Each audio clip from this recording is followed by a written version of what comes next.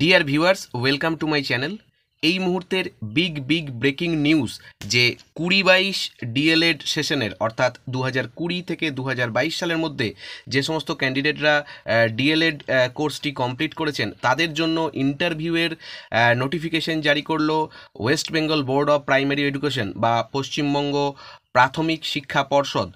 কবে ইন্টারভিউ হতে চলেছে, কি বিস্তারিত তথ্য আমরা এই ভিডিওতে আলোচনা করব। তোমরা স্কিপ না করে ভিডিওটা সম্পূর্ণ দেখবে। প্রথমেই দেখো, জাস্ট কিছুক্ষণ আগে এই নোটিশটা পাবলিশ হয়েছে আজকের ডেটে 24/2/2024 এবং এই যে 208 এই মেমো নাম্বারে কি বলা হচ্ছে দেখো, notice for interview oblique viva voce and aptitude test. অর্থাৎ ইন্টারভিউয়ের যে নোটিশ সেটা তোমরা বুঝতেই পারছো, এখানে একটা রেফারেন্স নম্বর দেওয়া হয়েছে এবং দেখো 1 নম্বরে কি বলা হচ্ছে, paragraph 4 of the order dated 29/1/2024 passed by the honourable Supreme Court of India. তারপর কোরাম অনারেবল যে জাস্টিসের কথা বলা হয়েছে যে Hima Kohli and the honourable Mr Justice যে Ahsanuddin Amanullah in special leave to appeal, এটা সিভিলে। তারপর এই নাম্বারগুলো দেওয়া হয়েছে এবং হাবিজাবি এই সমস্ত দেওয়া হয়েছে। জাস্ট যেটা এরপর বলা হচ্ছে দেখো যে with special leave to appeal, যে বিষয়গুলো এখানে বলা হচ্ছে যে তোমাদের ইন্টারভিউটা নেওয়া হবে। আমি পাতি বাংলায় যেটা সারাংশটুকু বলছি যে ইন্টারভিউটা তোমাদের নেওয়া হয়ে যাবে এবং পরবর্তী বিষয়াশয়গুলো কিন্তু এই যে কোর্ট বা সুপ্রিম কোর্টের বিচারের উপর কিন্তু নির্ভর করবে, এটাই এখানে বলা হচ্ছে। এরপরে কি বলা হচ্ছে দেখো, the board shall conduct final interviews and aptitude tastes for the candidates from the 2020 to 2022 D.El.Ed course and submit A report within 6 weeks from today with copies furnished to the other side.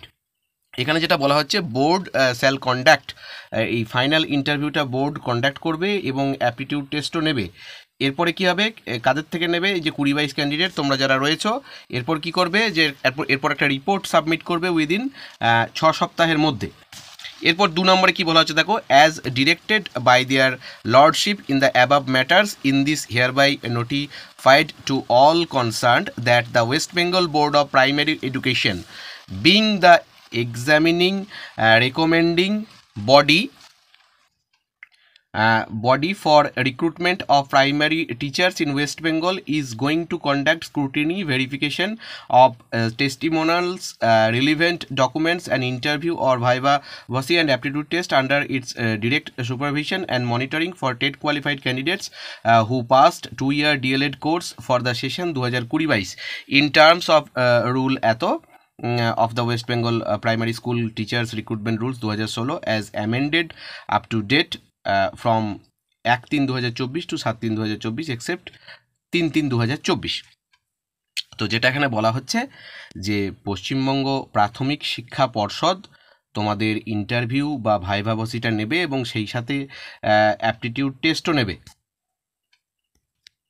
এবং কবে থেকে তোমাদের interview শুরু হচ্ছে দেখো, ডেটটা এখানে বলে দেওয়া হয়েছে যে 1-3-2024 থেকে 7-3-2024 এক্সেপ্ট 3-3-2024, অর্থাৎ 3 তারিখটা বাদ দিয়ে 1 থেকে 7 তারিখ, অর্থাৎ 1 তারিখে ইন্টারভিউ হবে, 2 তারিখে ইন্টারভিউ হবে, 3 তারিখটা হবে না, আবার 4 তারিখ হবে, 5 তারিখ হবে, 6 তারিখ হবে এবং 7 তারিখ হবে।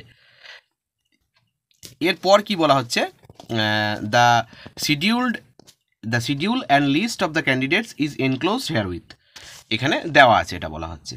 All such candidates are requested to appear before the interview board along with the original as well as self-attested photocopies of the documents listed below।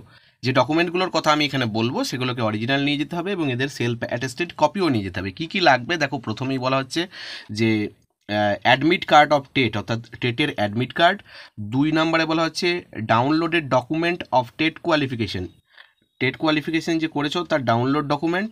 3 নম্বরে বলা হচ্ছে অ্যাডমিট কার্ড অফ মাধ্যমিক পরীক্ষা অথবা certificate thereof as proof of age, বয়সের প্রমাণপত্র হিসেবে একটা certificate, মাধ্যমিকের অ্যাডমিট অথবা বয়সের প্রমাণপত্রের জন্য একটা সার্টিফিকেট। এরপরে বলছে মার্কশিট অ্যান্ড সার্টিফিকেট অফ মাধ্যমিক। 5 নম্বরে বলা হচ্ছে marksheet and certificate of HS examination. এরপর আমরা চলে যাব 6 নম্বরে কি বলা হচ্ছে সেটা দেখে নেব। 6 নম্বরে বলছে marksheet and certificate of 2 years DElEd. 7 নম্বরে বলছে marksheet and certificate of graduation যদি থেকে থাকে কারোর।